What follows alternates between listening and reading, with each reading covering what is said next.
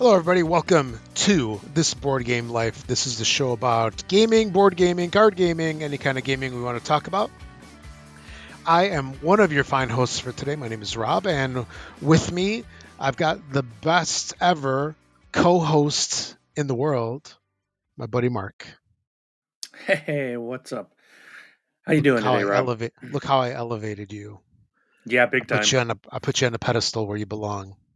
I'm not worthy. Okay, I'm whatever. not worthy. You just like me up there so you can knock me down. Well, there is that. That is fun. But yeah, it's a good time for gaming. A lot of crazy stuff. Well, not crazy stuff. A lot of games coming out. Of course, we're approaching. Well, actually, we're in con season. I guess it's officially started, and it's going to continue through what, October? Because I think doesn't Essen kind of finish up the season? I Yeah, think it does. sure. Yeah, I yeah. have no Gen idea. Con's kind of like in the middle, right? Yeah. And yeah, or so in the US, there's a couple, I'll call them like localish cons, and I'm not going to count PAX, although maybe we should, PAX Unplugged.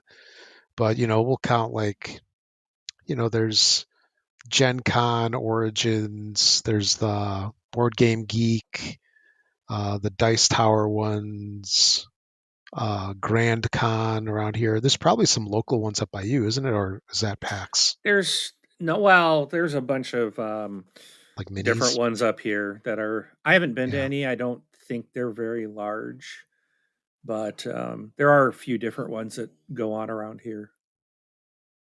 Oh, But yeah. PAX West just their tickets just went on sale this week, so but I just that was more of a video game thing, and I don't think the video Yeah. game people are even going there anymore. So I maybe it is more of a board game thing now. Yeah, I have no Yeah, idea. it's definitely bridged, right?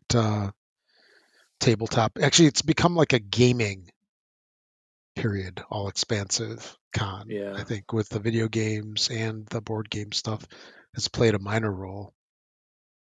Yeah, the video game stuff is kind of like going away a little bit, isn't it? Like E3 is done.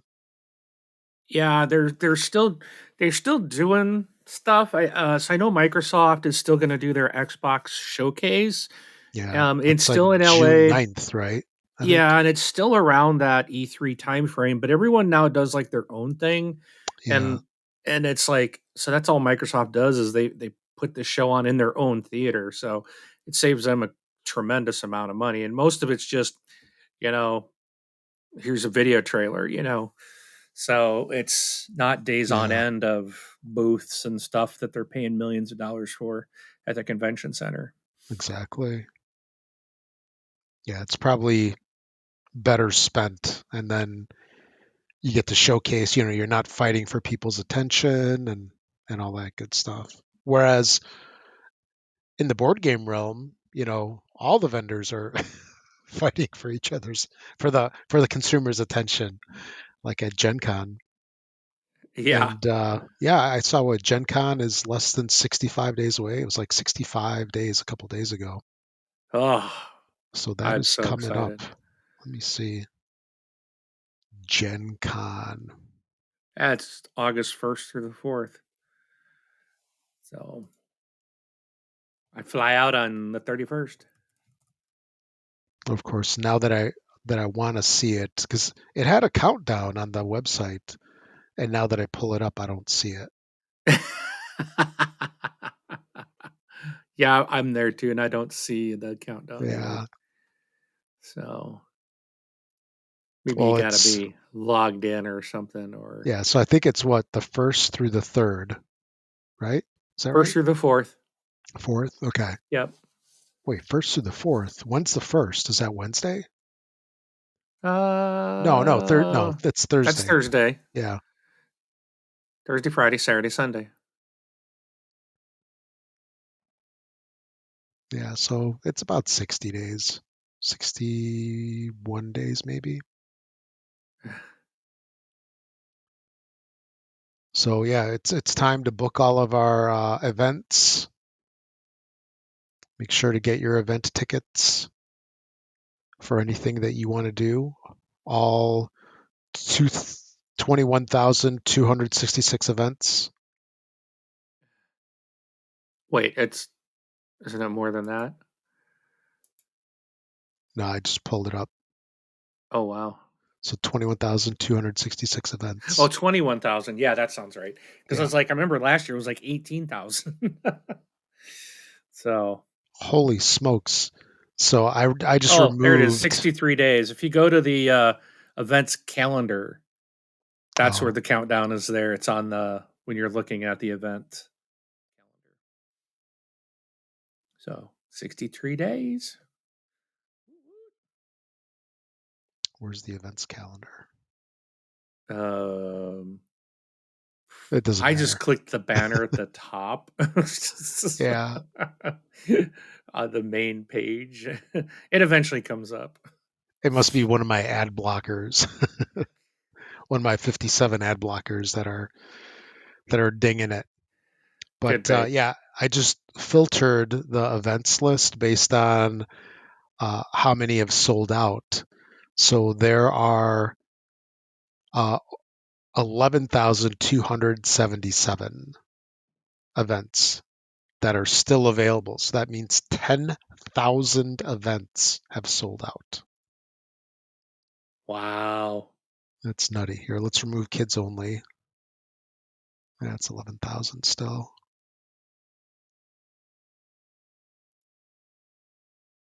Let's get rid Let's of the teen. remove Let's do expert level. mature and adult only with some experience required. Well, if it's mature, 132 I can't events. go. I'm absolutely not mature. But Yeah, so teen and above, it's yeah, like 1,500 events still. yeah. Ooh, dude, here's one we need to do. It's a 4-hour event, $18 on Thursday, 8 o'clock in the morning. Crochet a waffle stitch slouchy hat. Oh, sounds like fun. Yeah, Or who here's needs to one. hit the retail store, the hall, the moment it opens when you could be stitched crocheting a waffle stitch slouchy hat? There's a there's one called Finance 101. How to pay for all this stuff. That might be a good one. I might need that class when I'm done. Yeah, yeah. It's So, from a financial company on how to manage your business. So this is a trade day event. So this is for, I guess, like the uh, business owners and stuff. And there are actually 12 people registered out there of you go. 125 maximum. So we still could get in. That's what you're saying. Well, I don't think we're going trade day though. That's on Wednesday. Yeah, I'll be flying that day. Yeah. Yeah. Some interesting stuff in here. I mean, I've looked through, so it used to be a printed book that I think they've gone away from. Oh, I mean, it literally looked like a Sears catalog when they handed it yeah. out. It was like an inch thick, kind of Yeah, like I the can't yellow imagine that. pages. And yeah, I used to look through that thing when I was at the convention. It's like it's just so overwhelming. So much stuff in there. But I mean, some of these are kind of interesting. Like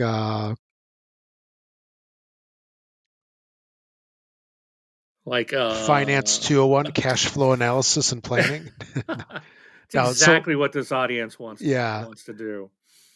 Yeah. but yeah, there's stuff about like Discord, creating Discord communities. Let's see what else.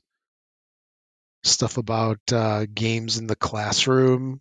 Teachers would probably like that, and how to play games with students in the How about classroom. how Like to run certain. a successful podcast? We should go to that one.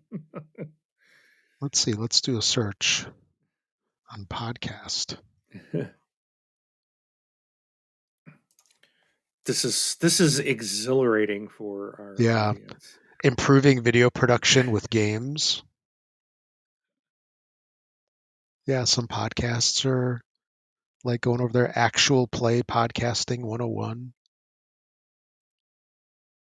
Yeah. Yeah. Some people, they go there to work. We go there to Yeah, have I fun. mean, yeah, there's but not most of us. We just go there to spend a lot of money and have fun. Yeah. Where it's we decide to not use free shipping and instead use planes and cars to ship Exactly. and time. But hey, we Luggage, get it. We get it before everybody else. some stuff, Rock, yeah. rock on. Yeah, All right. yeah. Hopefully they come out with that preview list so I can do my shopping list. I It's know the the guy that writes it on BGG. He did publish the Origins Game Fair 2024 preview. That was on the main page today. yeah, So I'm hoping, and that takes place in June. So I'm hoping we'll see the Gen Con one here soon, maybe yeah, within the next month. yeah. I would think in the next 2 to 4 weeks, probably for sure. Yeah, because if Origins just got posted today and it's like 24 or 5 days away, yeah. Yeah.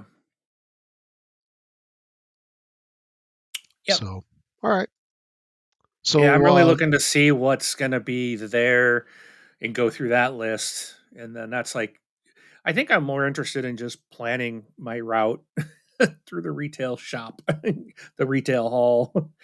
you know, Got to go get what I can get right away. Like mhm, you taught me, go buy everything that first day. And then what's not there, it's already sold out. You find out who's going to have stuff the next day, and then you show up early and line up and run to the yeah.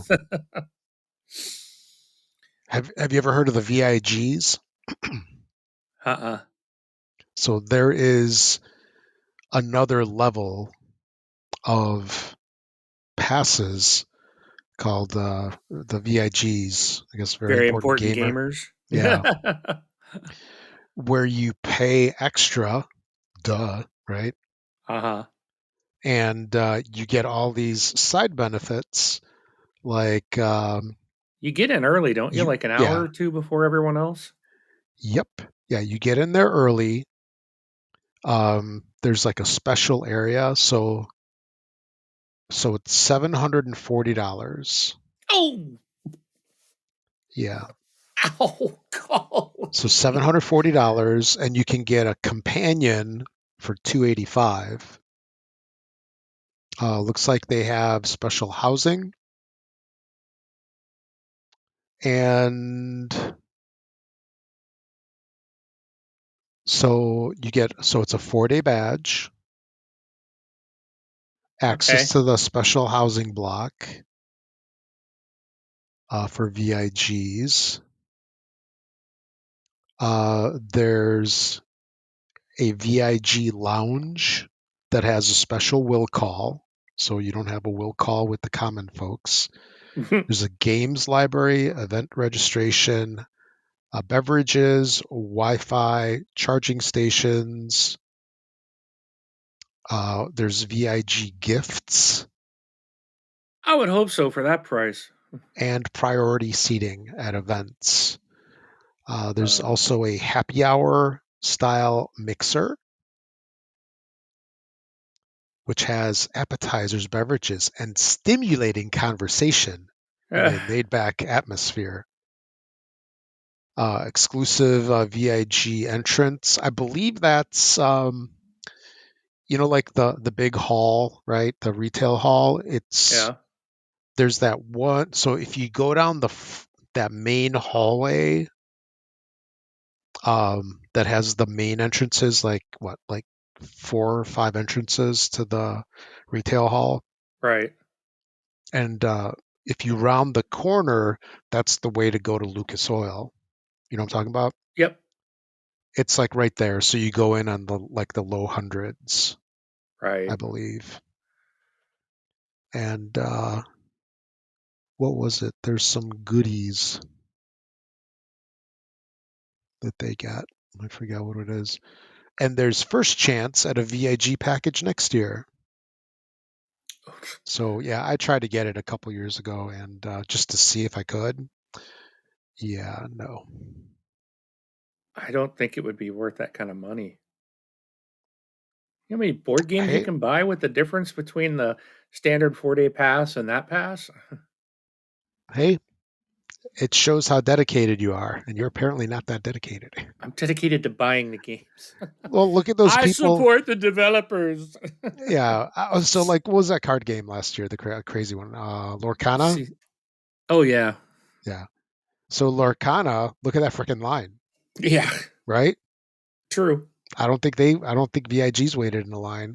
But the only thing that sucks is there are some games that don't have a lot of quantity at Gen Con, and the Right. VIGs buy them out. So they get all bought up before, you know, Yeah. the thing even opens on Thursday.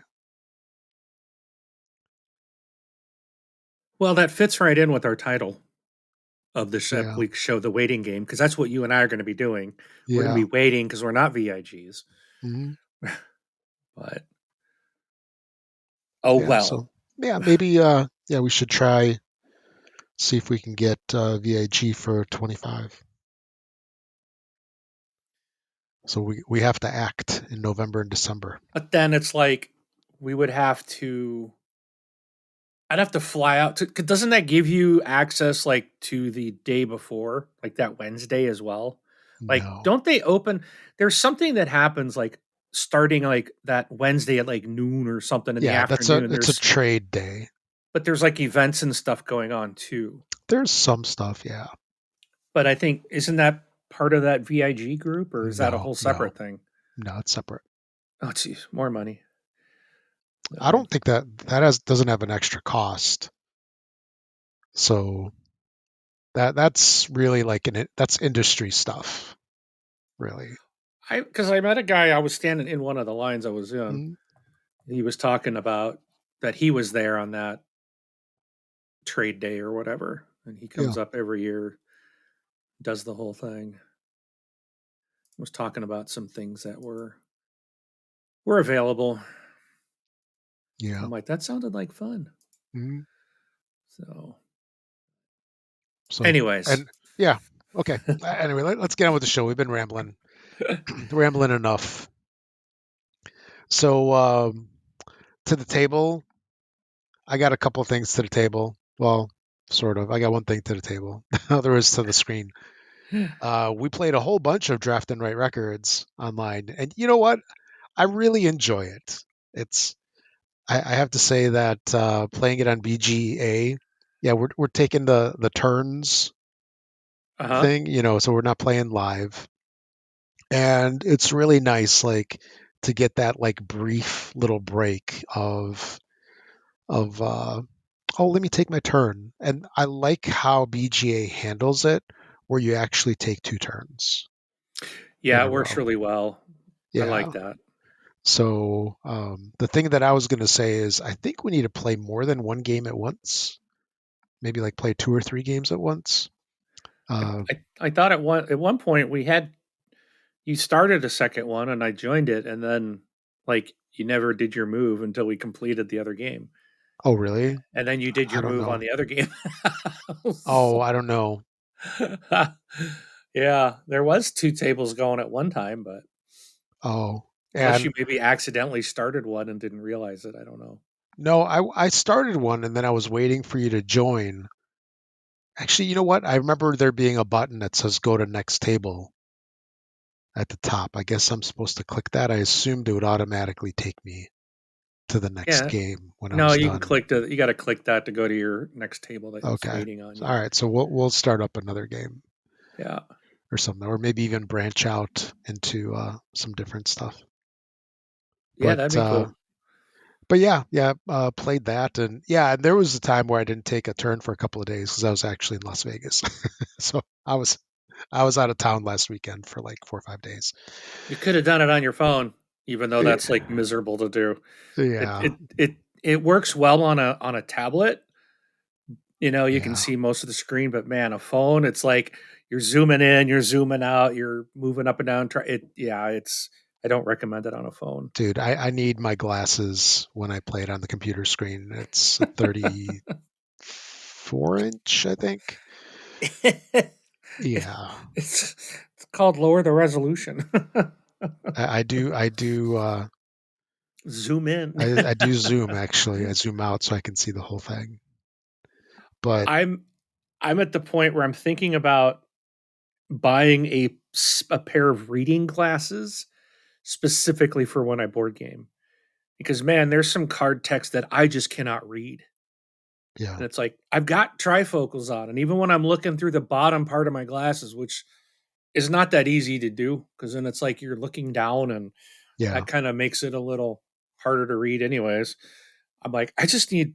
I think I'm gonna have to buy reading glasses. Just leave them in my game room on my table, or buy a couple pair and keep one in my bag that I take back and forth. yeah. Do it, Hell, dude. Get like the 4-pack that they got at like Costco. yeah, There you just have go. them all over. Yeah, because eventually they break and you lose them or whatever. Yep. So you got to keep one in the bathroom for alone time. Then you got to keep one in your game bag, one by your game table, and one in the kitchen. There you go. So they're always available. Yeah. But yeah, like there's a lot of games I now I can't play them or I feel like I need a flashlight. Yeah, I do. I did that like when we play Gloomhaven. Yeah, Um, like my job is to read the city events and the road events. There's a couple people that kind of handle the, setting the map up and putting the stuff out right. And the lady that we do it at her house, she does like gets all the enemy cards and flips all their stuff. And so we all got little things. I don't do much, but I'm like I can't even read these. So a lot of times I'm having to pull my flashlight out and shine it on the card to try to help me see it yeah, even better. And even then, I still struggle. It's like I need some reading glasses. yeah.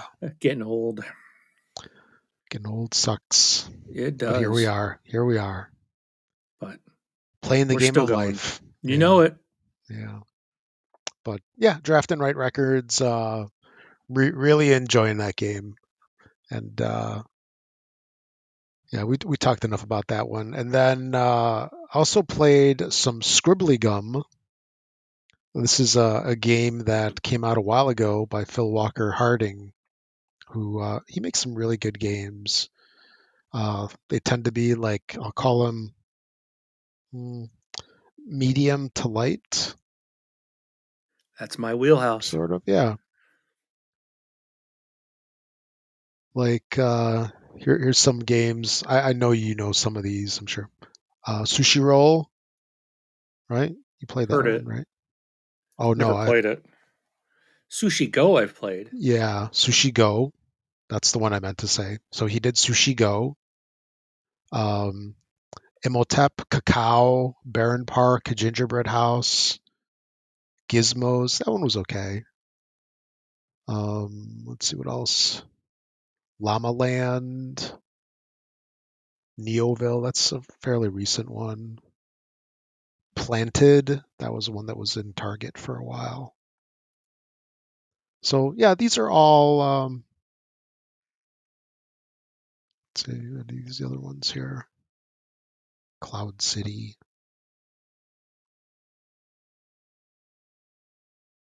There's some There's older ones as well.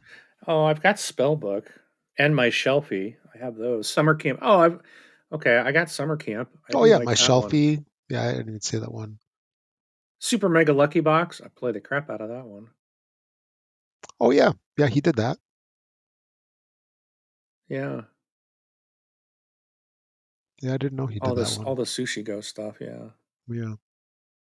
So anyway, he makes some pretty fun little, I'll call them like light to medium games. I think most of these, if not all of them, fall into that bucket.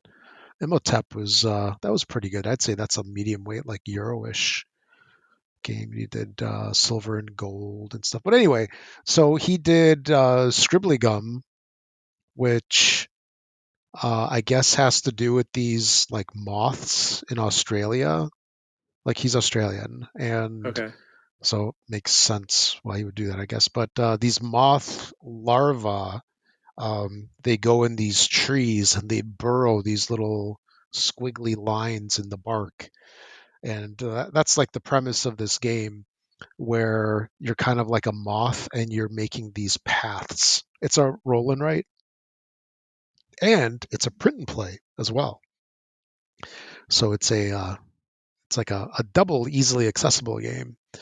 But yeah, so you're this moth, and there's these spots all over your little uh, print and play area, which is like what, maybe like 10 by 10, I think. The dots, I don't think it's 12 by 12. I think it's 10 by 10. It's 10 by 10 ish. And then you start off in a certain area. The game comes with three different maps, and you have four little areas circled in. You roll dice, and based on your die roll, you have so you have roll two dice, and then depending on the die rolls, you choose one die, and then it tells you to either like move up, down, left, right, follow a squiggly line, or six is nothing. Basically, like, lost turn, bust, whatever you want to call it. So your goal is to go to adjacent spaces or down the squiggly line, which is kind of like an express that moves like, I think, at least two spots away. And on each of those spots, you collect what leaves. I forgot what Nuts nuts, and or I forgot what the other one is. It's the one that looks like a little face with with a uh, with a crown. Let's see. I can't remember what it was called. What it was. There's a water droplet too, Yeah, uh, water droplets are like which is like a wild. wild. Yeah. So you're Well, trying what to the heck? pick up the food. What was the Yeah, what food? the heck was it? It doesn't. I'm looking at the rules and I can't see where it says, because Leaves, so it's all food. nuts, and oh yeah, it looks like Blossom. a blossoms. So That's right. nut, leaf, and blossom. That's it. It's all the way in the. Actually, now that I found it, I see it in a couple places. That's funny. But yeah, so when you collect one of each of those, it counts as a meal, and then that's how you score.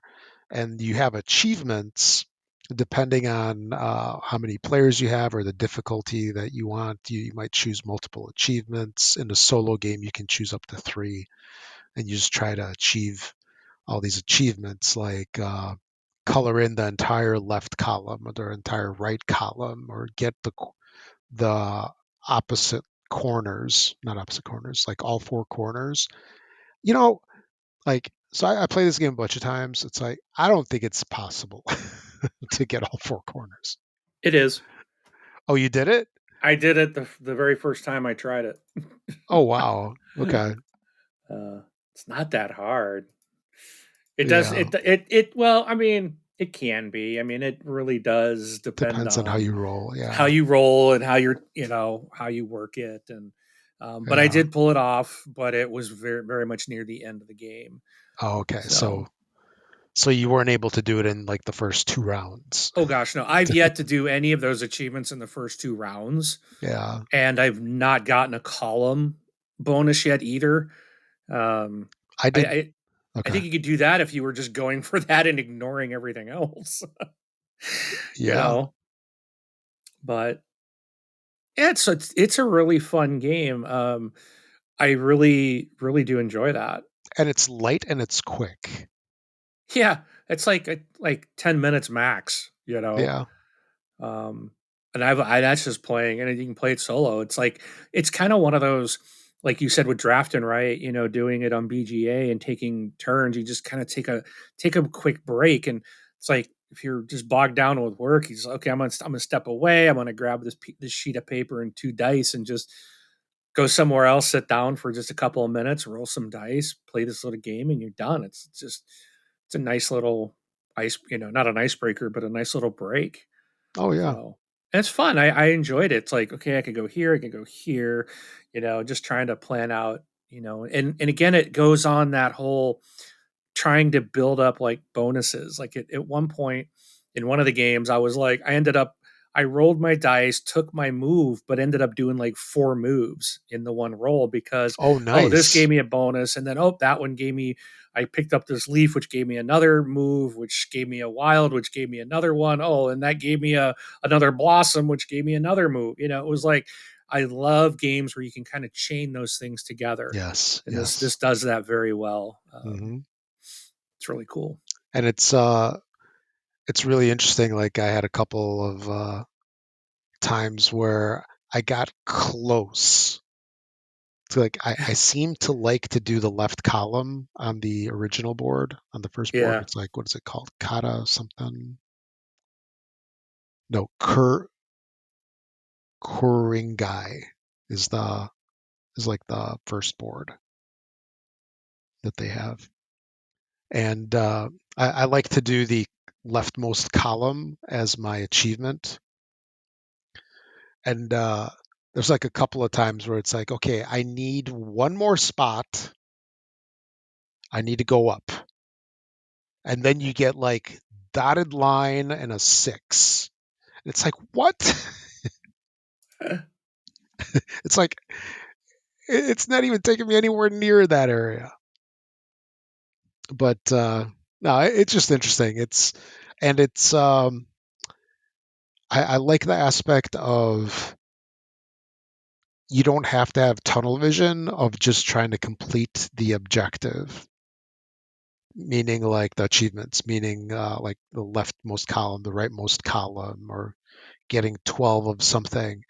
Yeah. If you actually look around the board at what you can do, you can absolutely do what you had just mentioned of like, well, instead of trying to go left towards my left column, by the way, they're eight. It's an 8 by 8 grid. I just counted them here. If you do the leftmost column of eight as your achievement, it might actually benefit you more by taking that one move to the right because, like you said, the move to the right might give you that wild, the water drop, which then lets you take an extra turn, which then gives you something else. You can take another turn, fill in, multiple nuts or blossoms or leaves and let you chain things. So, um, because you're actually trying to accomplish multiple things, because you ultimately have 21 moves minimum in this. So it's 3 rounds of 7 moves or 7 rolls.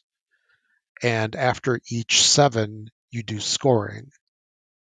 So you're trying to score as many complete meals. And again, a meal is um, a nut, a leaf, and a blossom collected. So, for example, if you collect 3 of each, that's 3 points at the end of the first round. If you collect 4 of each, that's 4 points at the end of the first round. If you get, and that's you only score the complete row. So, for example, if you get 10 nuts and 3 leaves and 3 blossoms, you only score 3. So it's the completed row that counts, matters the most. But yeah, you're trying to get that in groups of 7, right? 7 turns, and also complete your achievements. And it's probably better to even choose just one achievement and just go for that. Anyway, fun little game. Definitely recommend it. And have you tried the classic mode with the N- tiles? no, I Yeah, was yeah. I looked at the website. Yeah, there's a website that they list on the game sheet where you Uh-huh. can go and it's digital tiles, um, specific for this print and play. So you can play it in classic mode, and it's 6 tiles, each with a move. And based on what I saw, it looks like you kind of like go through all of them. So I like the dice version better because it's roll two, pick one. Yeah, the board game itself, the just not the print from home version does have those tiles. Yeah. And even the achievements are like they have these little cardboard tiles that you put out, so you lay them out in front of you. But Yeah. yeah, I don't know how the tiles where you mix them up and then just flip them over, and that's instead of rolling dice, I guess. Yeah. hmm So yeah, I guess it's still the same thing, but I think yeah, rolling dice makes it probably easier. Yeah. I'm looking up the.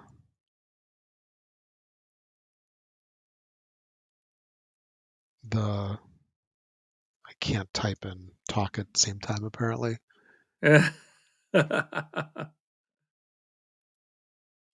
Yeah. So when you're playing with the tiles, it's got the different moves. So it's got like right, go down the dotted line. There's an up down, an up, left, down, and so there's two dotted. So there's two dotted, an up down, and then one of the four directions. Right. So 7 total tiles, and they're randomly drawn. So you can only move right once, as an example. You can only go down two dotted lines. Oh, that would make it a lot Yeah, more, yeah, a lot more challenging. complicated, challenging Yeah. for sure. So there's 7 tiles, and then after you draw all seven, that's the end of the round. So, when you roll the dice, you can technically go like up, up, up, up, left, left. Yeah, you you know, can. That's true. yeah, you can't do that with the tiles. So it adds a little bit of a little bit of an interesting twist, but I think I like the dice roll two, choose one a little bit better. Yeah. I'm Yeah, I'm I'm with you on that one. yeah. Oh, and I forgot to mention, rolling a double is a wild, so that's kind of nice. I was, I've been rolling doubles quite regularly, but and then when you play the solo version, uh, to be really good, you have to get 35 or higher score wise. Oh yeah. I am not good at all, apparently, because I think my highest was 25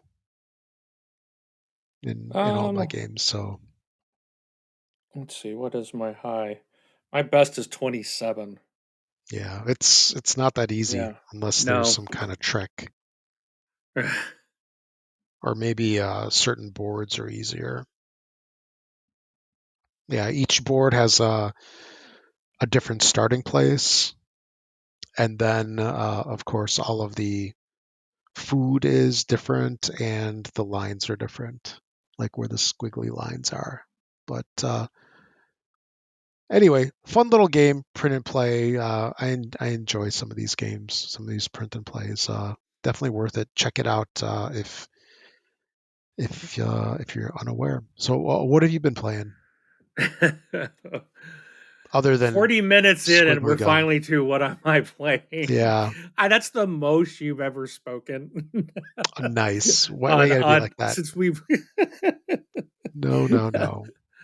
well, you still had like 20 minutes on just these two games. Oh, 'cause it was, yeah, you just only had Yeah. two games. But I just thought it was funny because, no, I'm glad to hear from you and glad you pointed this out to me Mhm. because I really also enjoy that game. But as you were talking about Phil Walker Harding, I did play Super Mega Lucky Box this week, draft and write records. Um, I also have dove into the world of Too Many Bones, and I'm excited to hear about this. Oh man, I really, really like this game. But this game is really, really, really hard. This game, and it's designed this way. They tell you that this game is tough. They tell you expect to lose until you can learn how to play the the gear lock, which is the character you're going to play. The base game comes with 4 gear locks. That's what they're called. These warriors, and you pick one, and you got to really learn how to play them. What I really like about this game is that all of the gear locks, and there's a ton that are available. They have a lot of expansions that are just like, here's an additional gear lock that you can buy. They play very different. My experience so far, they have very different types of skills. And when I first started, I was playing as Patches because I'm like, Patches can heal and stuff. But and some people will have said that because I just kept losing, and so I moved over to Boomer, who like throws grenades and stuff like that. And I've had a lot of well, I also changed my first boss. I was playing against Nom, who's just insane. And a friend of mine was like, she's like, don't start with him. Start with I don't remember the name. Um, but there was I'll look it up. I'll go back through my messages, and she was like, try this other character first. They tend to be a little easier to start, and it worked. I was able to get through that boss, and find the first time I played against this other boss, I was like, Drellin was the boss. So I'm sorry, the tyrant. They're called tyrants. So so as Boomer, I did beat Drellin, and then I'm like, okay, that might have been a fluke. I played it again, and beat Drellin. And so I'm like, yesterday I was like, okay. And I'm both just playing solo. So it's just me, one gear lock against going through the little campaign. And I went up to um oh, what was their name? I'm trying to get all these names remembered.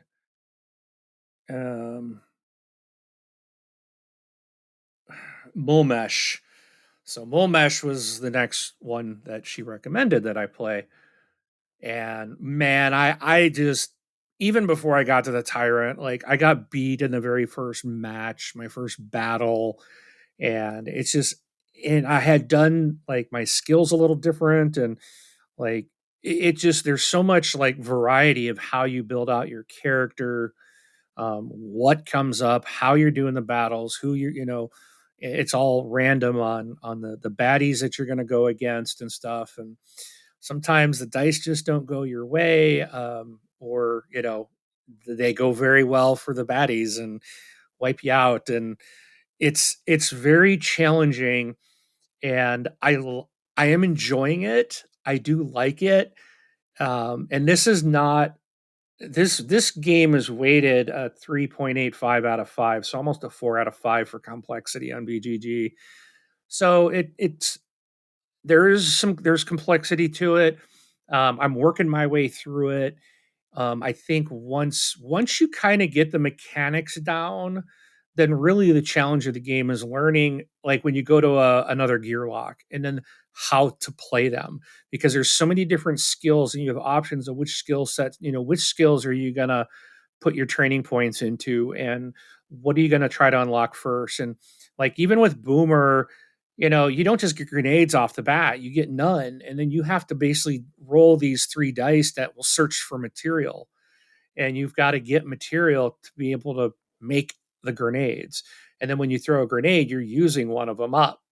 So it's not like you just always can throw grenades.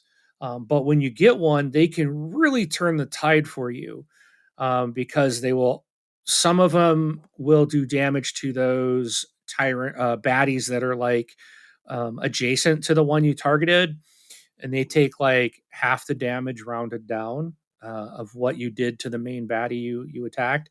And then there's some um, grenade options that will damage every baddie on the board. And then you can do some other research to try to get this more powerful element that allows you to really do some serious damage. And then there's like a holy hand grenade that you can throw, and there's smoke grenades, which basically keeps people from attacking you for a couple of times. And but even using a smoke grenade or something still uses a grenade. So there's just a ton of options on every character, and then they all start with like a certain amount of health, and this game has a ton of dice in it. Not all the dice will be thrown. There are a lot of dice that you will throw. Your attack, your defense dice. You will have some special skills dice and stuff that you can throw. But you get this like there's no board. Everyone has this neoprene player mat that has a bunch of holes in it. They're all cut out for the dice to sit in all these slots. Oh And wow. So yeah, the neoprene it's is cut? yes, Oh wow. Okay. yeah, and then there's a battle mat, which is also neoprene mat. That's where you're going to do all your battles with the tyrants and the Yeah. baddies. And then there's like an initiative slot that's cut out that you put your dice in, and you slide them to keep track of the round and who's up fighting next. And but you start out with the printed your default of your dexterity, which is how many dice you can throw, or also how many spaces you can move. So when you move on the mat, it counts as a dexterity point. But you also, if you're going to do attack or defense dice, there's default numbers, and for health, how much you have, and you can adjust all of those as you go through missions. You'll gain training points if you succeed in doing the missions, and then you can apply either basically purchase a skill, train on a skill, or you can try to up your amount of attack dice that you can throw, or your up your dexterity or your health and all these different things. So you have basically complete freedom to upgrade your character as you want, and you can do it different every time you play. Sorry, dogs leaving. Um, so there's so much variety in this game, and then you've got a lot of the story comes through these cards. So you'll always play like it's like the first three cards are always going to be the same, but after that you get these different cards. You shuffle them up, and so you're kind of pulling different scenarios out and playing through them. And there's every card you flip over has two options, and you can read them both, and you choose which ones do you want to do. And I've come across some where it's like, well, if you can't do this one, then you have to do the other option. Okay. um, and it's just there's all kinds of things to do in this game, a lot of variety. It's a big game. One thing that was interesting, so this is expensive. The game does retail for $150, but there's like the components in it, like you get poker chips and Yeah. good quality dice and these neoprene mats, and the Yeah, only because thing, chip theory is all about the components. Because I think yeah. their motto is like no cardboard or something like that. Yeah, something like that. There's no cardboard. Even there's a bunch of these huge player reference cards like your gear lock. It's like a full size sheet of paper, but it's like a it's like a plastic. Like a laminated kind. It's I mean, not it's not laminated, but it's like it's something like that. plasticky. It's like a Yeah. plasticky big sheet of paper printed on both sides. And you have to have like there's one for each gear lock. There's one for all the different skills of the baddies. It's double sided, and then there's one that is like a quick reference card for you to how to do different things as you go, so that you're not always having to go back to the rule book. Um, and a lot of things I've heard a lot of people say the rule book is pretty brutal, and but I as you play through it, a lot of the skill stuff I think a lot of it will just become more and more. You'll know what the different skills do, because some of them, like as you replay missions, you're seeing some of the same things. So like break is the one I hate the most, because that breaks your weapons when you attack, and it's like if you don't have a lot of attack dice, then you're hosed. Um, and you can run out of attack die and have nothing to attack with. And it's like, then what do? You better hope you got some offensive skills that you can use. But the friend of mine brought her game to one of our Wednesday game nights, and the box was huge. So I was surprised when I ordered this. I got a much smaller box because I was like, man, this box, will this even fit in a Calyx? Um, but they've redesigned the box and it's much smaller. Everything fits in it. It's I still have all the same stuff that she has in her game, but it just actually is in a much smaller box, which is nice. Fits very well on a Calyx now. Well, I'm assuming because I have yet to put it on the shelf because it's sitting on my table and I've Yeah. it's been sitting out since I got it and I just keep playing it. But no, the box is I was surprised, like, wow, what happened? Did I at first I thought I ordered something wrong, and I guess they've just shrunk the box. What does she have? So Like the original Kickstarter version or something? I don't know if it's a Maybe. Kickstarter, but it's the original release, and the box is just mammoth. Okay. But I was telling her everything that I had in it, and she's like, "Yeah, that's what's in mine." So I think they just redesigned it, but it's much more shelf friendly now. So the only thing that she did tell me was she recommended that I buy the upgraded health chips because she said what comes in the game are like plastic poker chips. And she bought these upgraded ones, which are really nice, make the clinky sound, and Is it just like from Chip Theory or is this third party? I no, I'm pretty sure they are from Chip Theory. They are from them. Okay. They make them, but I guess they didn't include them maybe just to try to keep costs down because buying them separate's like another $30, I think it was. Yeah.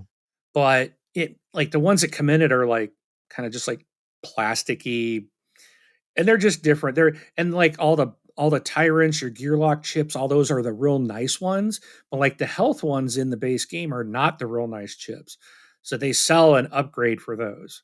Oh, I Um, see. Okay, so there there's some special chips. Each chip has a weight plug inside of it to make it heavier, and then the sticker is a two-part foil and hard plastic overlay.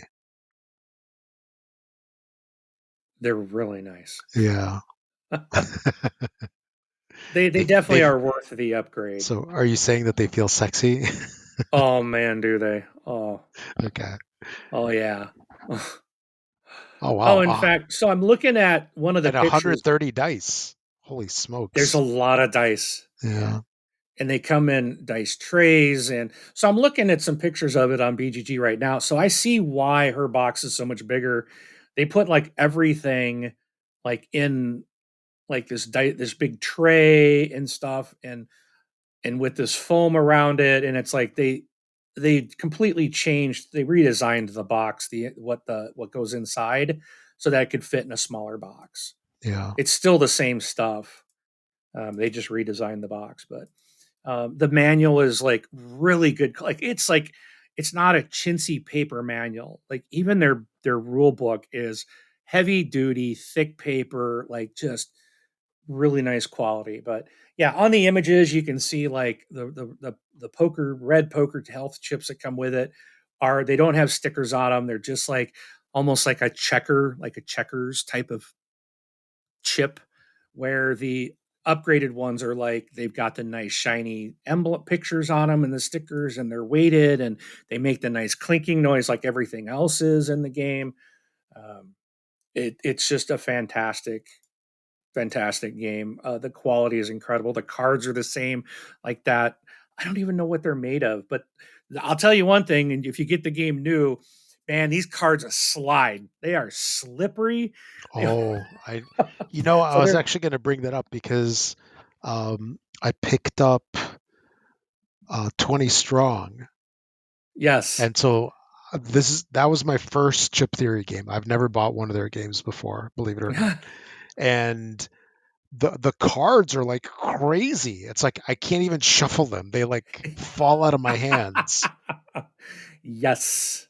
So Yes. so apparently I don't know if they're plastic maybe. I'm There's trying to yeah. look up something that says what they are. They're PVC cards. They're Okay. PVC. So, um, yeah, they are very slippery, but they will last. Like that's the thing. This is a quality beyond anything else like out there. Like, and this is like the So retail game. yeah, This is like what you pay extra to get it in a Kickstarter. And that's why this thing is so expensive yeah, because of all the stuff, the components that are in it. This is a like a Kickstarter version. It's beautiful. yeah, yeah. You got me intrigued on this. Oh, it's in stock in their United States warehouse. Dang it! Yeah, and you know what else is in stock? What? They're two big expansions. So they have expansions, which I I Of just bought. course. They're on the way. Very nice. um, in fact, let me pull their store up. But you can, Is that and Undertow and Unbreakable? yes. So I have both Holy of them on the way. smokes. Each Yeah, of those, those are not just expansions. That's they're significant. standalones. So Oh, okay. they're standalone. What do they call them? They don't call them expansions. They are standalone sequel slash expansions. So Yeah. you don't have to have the base game. You can buy Undertow or what was the other one? Unbreakable. Unbreakable or Undertow are there. What did I just say? They're not expansions, Oh, standalones. so it says like Undertow is playable for one or two out of the box, or three or Right. four by adding additional gear lock characters via add-ons, or the original Too Many Bones encounters baddies, tyrants, and gear locks. Right.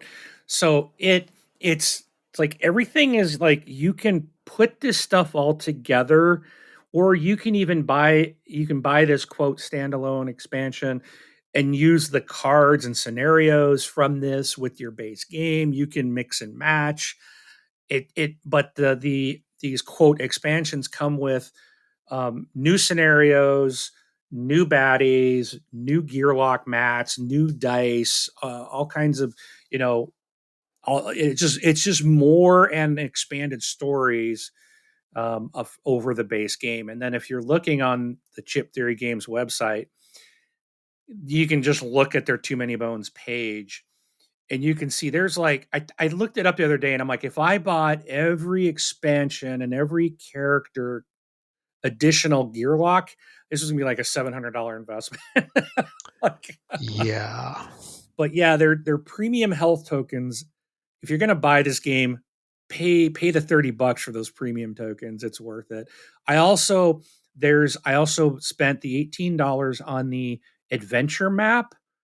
And so in the game you get a poker chip and a card, a playing card, if you will, and it's your day counter, and this chip just sits there, and you just rotate it on top of this counter. But there's this neoprene mat that you can also buy, and there's a hole in it, and that's where you put that chip, that poker chip, and then it has the day counter like around it, so you're just rotating the chip inside of it to point to the top. So instead of it, and you get rid of the card, you don't need that card because it's not gonna, and it sits and it stays in place. Unlike the card, if the table moves because the card's slippery, that chip can kind of rotate very easily on there. So I do recommend that map. Plus, you get this little white gem thing. It's like a little stone in the game that you can place on this mat to move around and track how many of the you are gathering these gears as you do like some of these missions. They'll give you basically like a gear cog or something. You need so many of those. Basically, you need to complete so many missions before you can face the tyrant. But then you also have to you have a day limit. You have to face the tyrant before a set day. So, and your days are basically how many missions. So, if you fail a mission, you move on to the next day, but you're not gaining anything for it. And that's hurting you. And the more days you go, the more baddies that you have to fight. So, that's kind of another thing, too. What's really interesting about this game is it does scale to how many players there are. So, as a single player, on day one. So day one, usually it's like I'm going to take additional training. And so I don't battle anything on day one. I'm taking some additional training on day one. And then I can do what's called I can peek at like, I forgot what it's called, scouting. And I can like roll this die, roll 6-sided dice. It comes in the game. And if you hit, depending on what you rolled, it tells you which pile of baddies you can basically scout. And you can look at it and see, oh man, this guy is way overpowered. I do not want to meet him. And you can put him on the bottom of the thing, but then you don't know who's coming up next. Or you're like, okay, I think I can deal with this. Then you leave them on top. So just a way to kind of know, okay, when this 5 point baddie comes out, I know who's coming out and make sure you're prepared for it. Um, and there's loot cards in the game, and there's trove loot, which is like good loot, but it's locked, and you got to do lock picking. There's this lock picking mechanic of rolling dice, and there's just a lot to the game. It's incredibly fun. And I say go get those two extras, premium health chips and the adventure map. Um, and if you don't want to do the 150 for the base game, get Undertow or Unbreakable. It's $100. You're only getting 2 gear locks, but you're still getting essentially the full game, and you can kind of dive into it before you start investing um, on that. So it's a fantastic game. I'm like so hooked on this thing. Really, really like it. Well, we know what game I'm getting next. You talked me into it. It's good. If you get it, bring it with you to Gen Cons. Oh, so what I was saying about scaling. So, like, if you're, I got off track about how many baddies you face. So, as a single player, so I'll go and do training on day one, so I don't battle. Then I go to when that's done, I go into day two, and then usually there's an event that's like I'm doing a battle. So I'm on day two, and to determine how many baddies are coming out on the mat that you got to face off is you take the day multiplied by the amount of players. So for a single player, I'm going to fight two people, two bad guys on day two. If there's two players, you're going to have, four. You're going to have four baddies coming out. If you've got four players in this game, you're going to be fighting against eight. And what that does is since your number is eight, your baddie point is worth eight, you're going to put a 5 point baddie out and then three 1 point baddies. So there's stacks of chips of 1 point, 5 point, and 20 points baddies. And I do not want to fight a 20 point baddie. No way. um, and so obviously the 5 point baddies are a lot harder. So you're going to pull one of them out. Once your number is at five, you don't pull 5 1 points out. You just pull a 5 point baddie. So when you're above that, now you're pulling out multiples. When you hit 10, you're pulling two 5 point baddies out. And sometimes those baddies can call in reinforcements as well, depending on what comes out. So, but the good thing is you never have more than four on the map at a time. But there can be, if you have more than four that you got to fight, they sit in the queue. So as soon as one's eliminated, another baddie takes their place. So it's just like, oh my goodness. And it can get crazy. Super fun. But spring for the extras. But anyways, now I spent 20 minutes on one game. Oh Um, man, there's even no discount on it online. That's not cool. it doesn't need it. Yeah, yeah, it's like Th- 150 everywhere. yes, yeah. Yeah, but Um, I did notice on their website that you can actually get uh, Too Many Bones ceramic coffee mug, coffee and coasters. So they have Bones coffee yep, and 4 gear lock or baddie coasters. You can choose your poison. That's interesting. The coffee cup looks cool, yeah. and yeah. Anyway, Okay, so moving on. four I hours played. later. Yeah, I'm just getting started in my what I played. So I played some more Planet Unknown. I played Next Station Paris on BGA. I don't know if the physical game's out yet, but I did play it on BGA. It's more Next Station. Yeah, same thing. It's yeah. Played some Roll to the Top Journeys, Dog Park, Gloomhaven, as I mentioned before. Um, I'm going to come back here. I'm going to quickly go through a few others because I want to talk about a couple other games. Played Dungeons, Dice, and Danger, The Downfall of Pompeii. I've played this several times since I got this. This is such a great game. Nice. Oh yeah, a lot of fun. Dungeon Saga Origins, Code Names, Scribbly Gum, Clank Catacombs, and Take Five, also known as Six Nimmt in the original German version. Okay, so let me go back. What did I skip? So I got a couple new ones that I wanted to mention. Starship Captains. Oh So yeah. Hmm. this game is, CGE. yeah, this is one I've looked at because I like Star Trek. I love Star Wars. I'm not a Trekkie or a warrior, whatever. I don't have like an allegiance to either one. I like both series. I Sure. enjoy both of them. Right? It's sci-fi, and they're the best. Both are the best, and they're different, which is what I really like about them too. They're very different.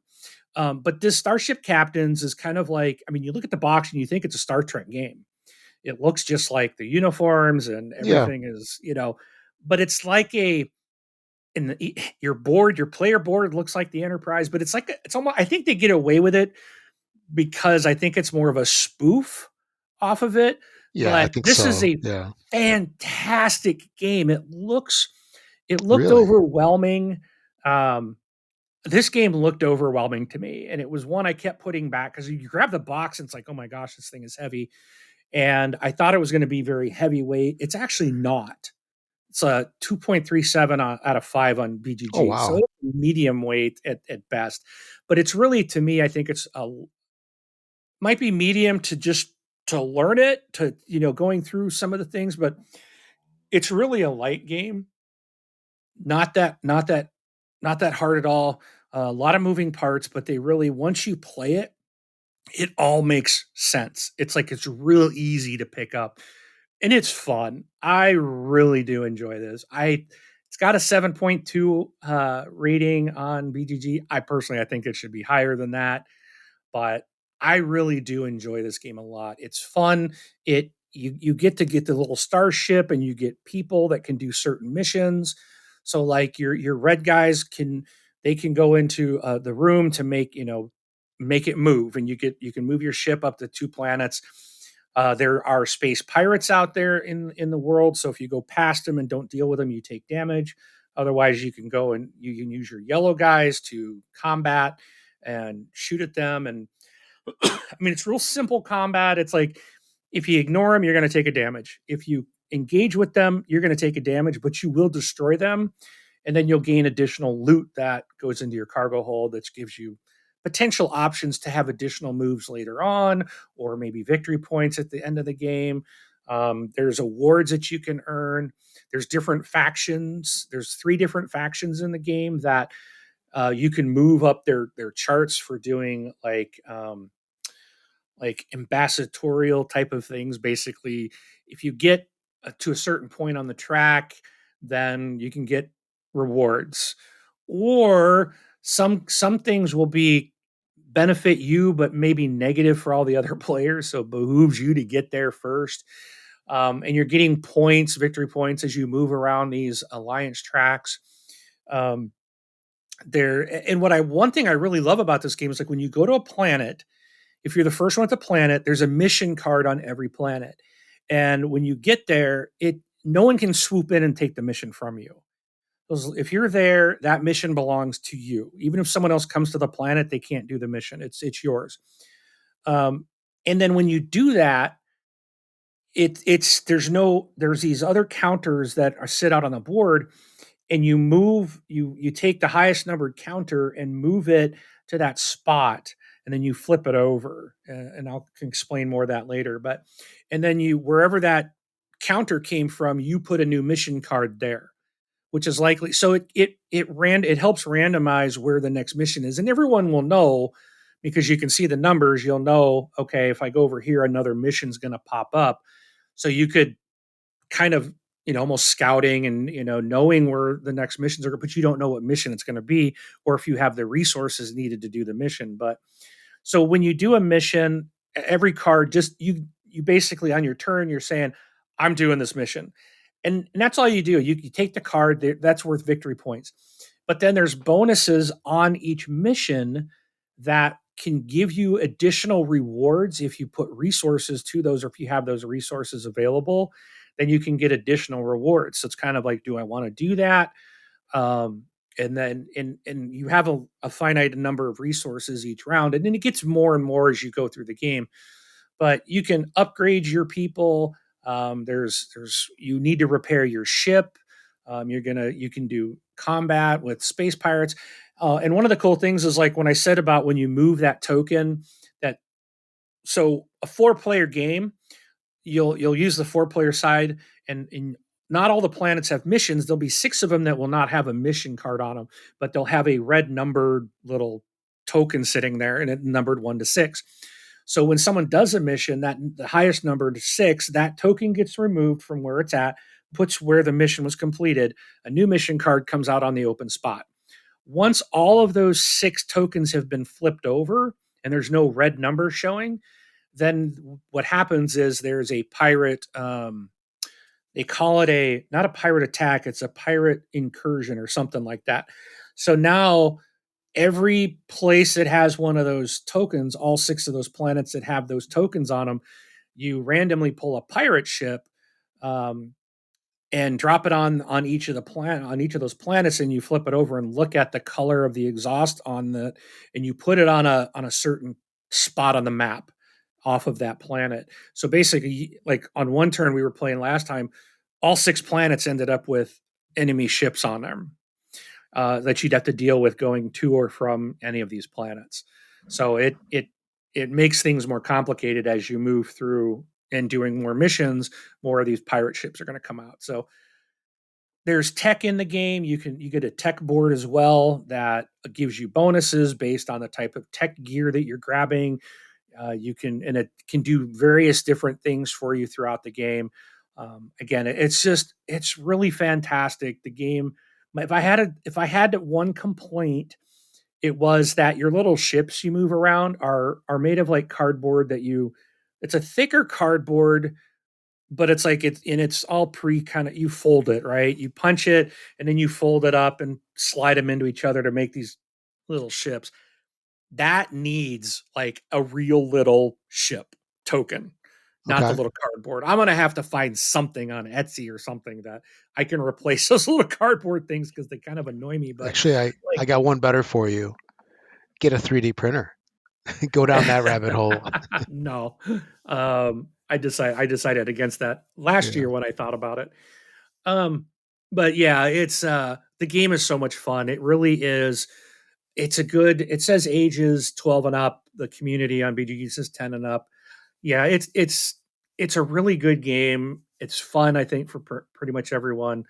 And there is strategy there because you can see what missions and what things are, and there's different ways to kind of play. One of the guys in our last one was trying to go around the alliance track to get some multiple bonuses that way, and you get certain rewards.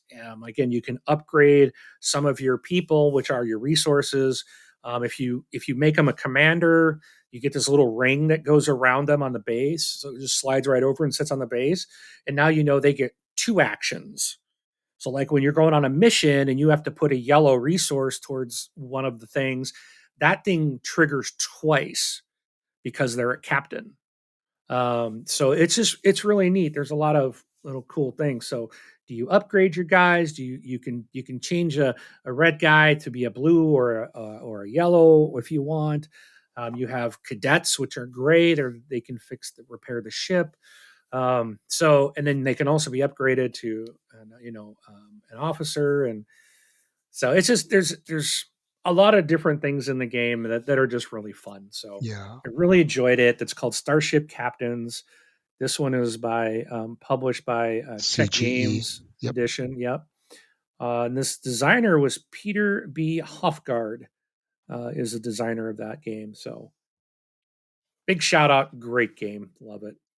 Yeah, that was one of the ones that I had on my list, on my acquisition disorder list for Gen Con last year, but it didn't make the cut. Actually, or it made the cut. Oh, it And got cut. yeah, is I decided at one point I'm like, I'm done. So I can't Yeah, carry anymore, really. yeah, yeah. Okay, well, this year if it's there, I'm gonna make you buy it so that we can play it. Oh, I don't It's have to get it there. then buy it ahead of time and bring it down with you so we can play it. It's a lot of fun. I like it. And I you're mean, I don't know if you'll like it. I mean, maybe it. You have a very different style. I know you and I are very different. So something I love might be you might think it's just too simple, but I just really enjoy it's not the gameplay goes pretty quick. The table present looks really cool. It does take up a lot of space, but it looks really good on the table. The base game has, like I said, everything is really good. I think the little cardboard ships could have been one thing they could have done something different with.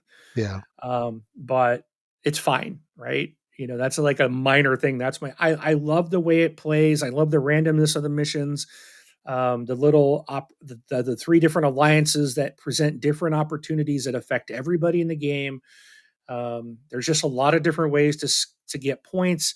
There are like, and when you're taking doing missions or doing fighting pirates, you can get artifacts.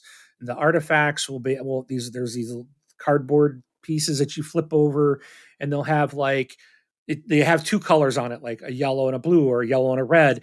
And so you put them in your cargo, and when you get two artifacts that both have the same color, like both have a yellow half on it, then you can use those to take an additional turn of combat. Or if it was two reds, then you can do another move up to two. So it's a way to build out more turns in a round. So as someone's done and they pass, others might have artifacts that allows them to keep moving and keep playing. So great stuff. All right.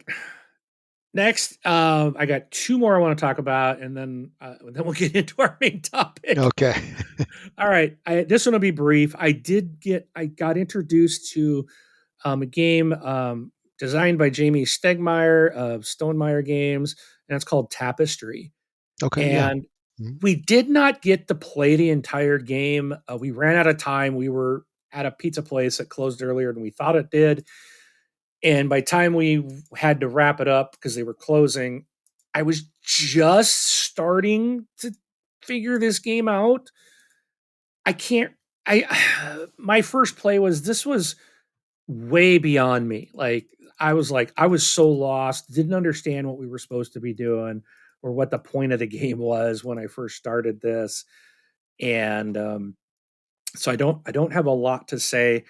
This is a bit 294 out of 5 weight rise on BGG. It's yeah. rated at 7.5. Um, That's a but Civ game, it is, so and yeah, I just it's not something I would go out and get. I will try to play it again. If one of our guys that runs our Monday night game, he has it. So I'll probably ask him again, "Hey, can we try this again?" But there's I just don't think this is my type of game. So um but I would play it again if he wants to.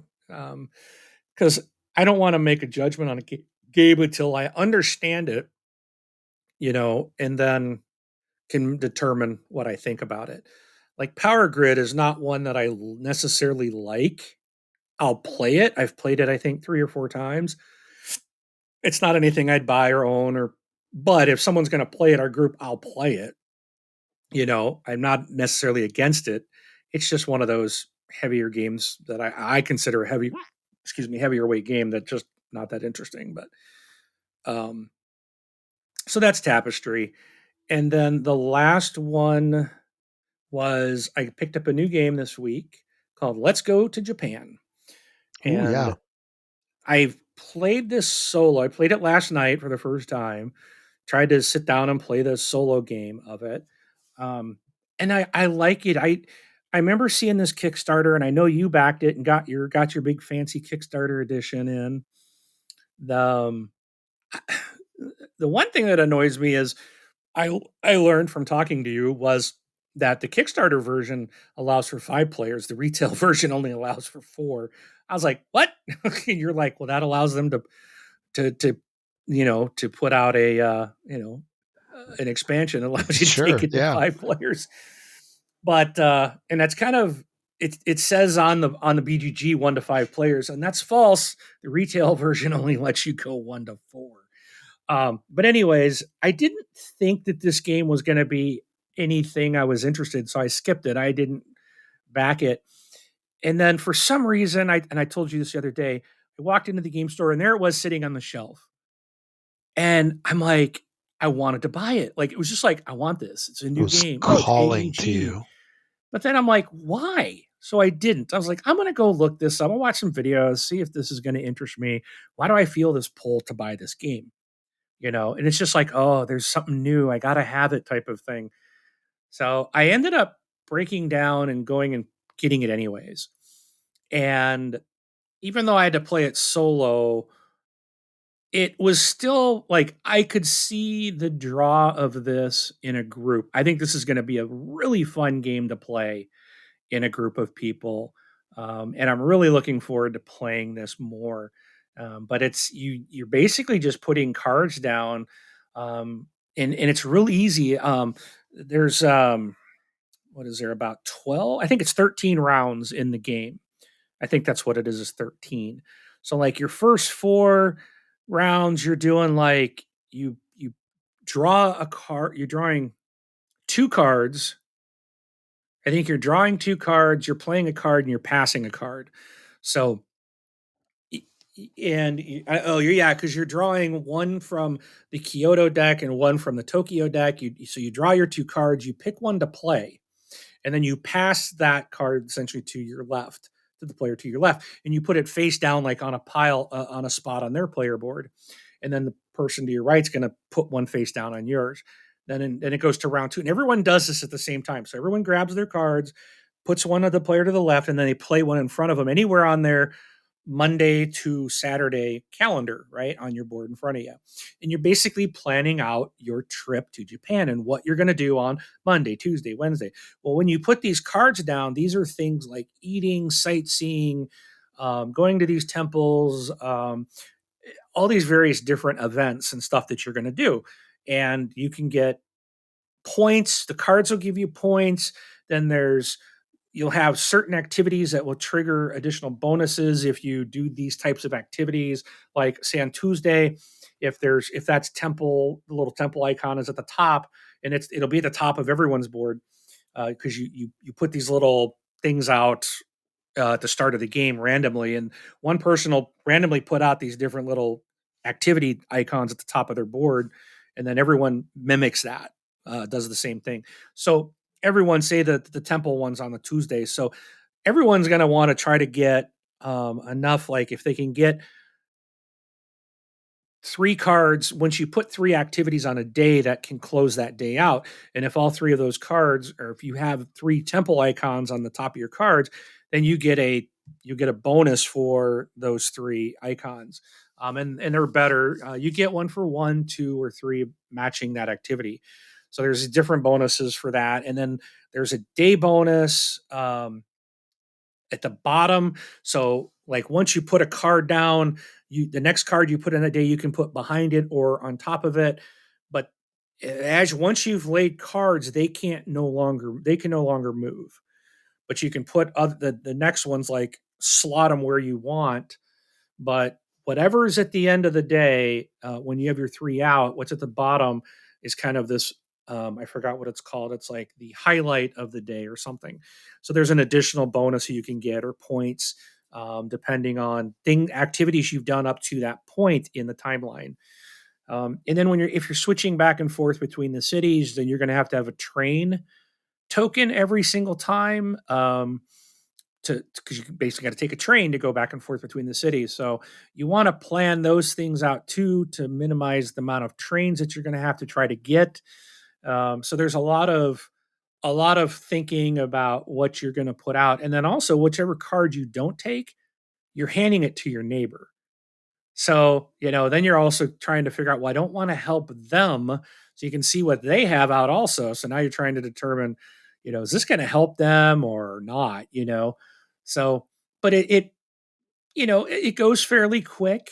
It, like I said, does have a solo mode. You set it up for like two players, and whatever card you take your two cards, and instead of passing one to the other person, you play it down on like their first day, Monday. You just play it, and then whatever city card. So if I hand them a Kyoto card, then I would take a Kyoto card for myself and put it face down on my draw pile thing. So there's a mechanic that allows you to kind of play it solo, and then it still scores. But it's fun because it's just like, okay, what do there's all these different activities, and you're trying to maximize your points and bonuses by when you see them, but then you got to be sure to manage those trains because you don't want to be going back and forth to the different cities in a single day. So really good, a lot of stuff in the game, tremendous amount of cards. So I think it's going to keep a good mix of things that you'll see every time you go back to play. So, but let's go to Japan. Kickstarter version, worth it. Yeah, and you also got the nice ceramic bowls, and Yeah, you got actually, wooden tiles over the cardboard. yeah. It came in what they called furoshiki cloth. So it was actually wrapped in like this. I don't know if it's silk or something. It was wrapped in a cloth, and this cloth is used in place of wrapping paper in Japan.